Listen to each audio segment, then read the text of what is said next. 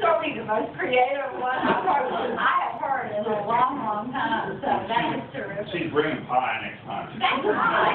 I mean, actually, I make a bourbon chocolate pecan pie. Oh. So next time, if you can tell me. Because Friday is terms of food, I just love it. I had, I don't know why this is coming up. I was reading in Raleigh last week with Roy Blunt, and before we went out to eat, and he got oysters. And somehow in the conversation it came up, and he asked all of us, he said, "Have y'all heard my oyster poem?" And we said no, and he said, "All right, here it is." And the oyster poem was, "I prefer my oysters fried, then I know my oysters died."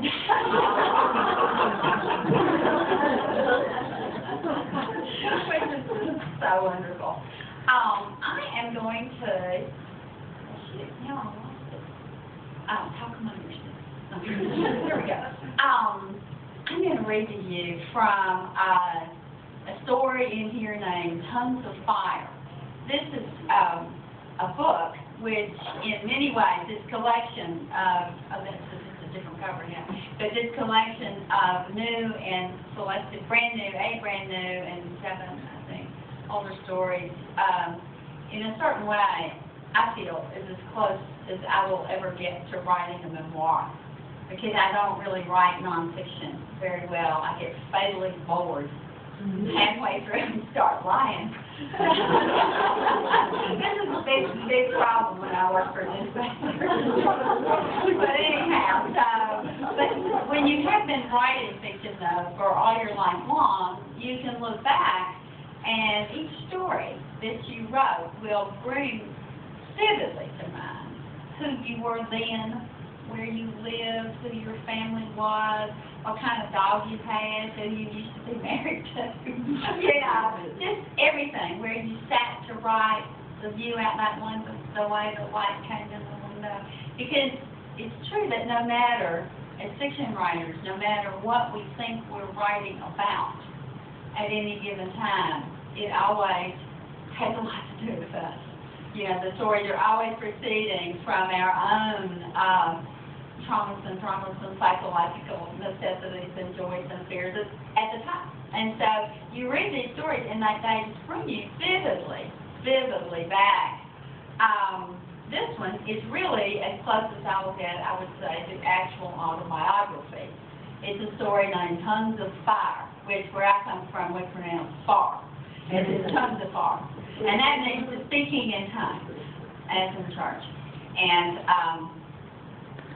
this has got a lot of true stuff in it. My best friend in Grundy, Virginia, a little coal mining town in the southwest part of Virginia, where your governor, Beverly Perdue, also grew up, by the way. And I knew all them, too. You had to know everybody.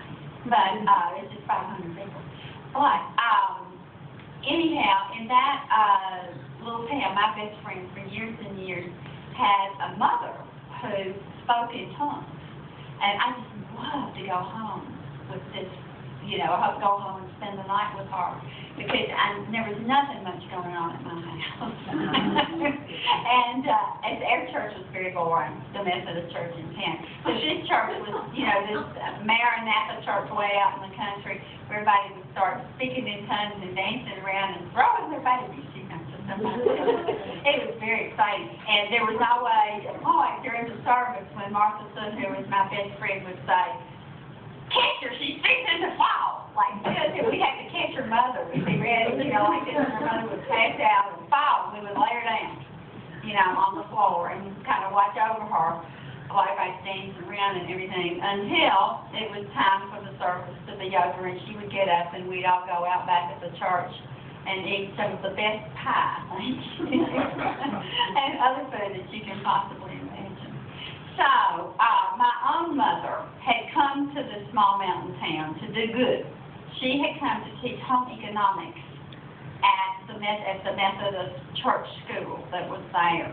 And so you can imagine that my home life was somewhat different from this, because, in a way, home economics is the opposite of speaking in tongues, right? So, I was drawn to this other stuff. And anyhow, let me just start reading you just a little bit.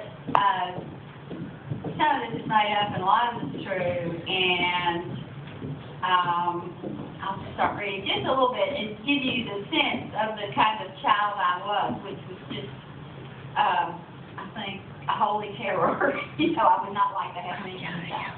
But anyway, here we go. And this is just the first part of the story to set it up for you.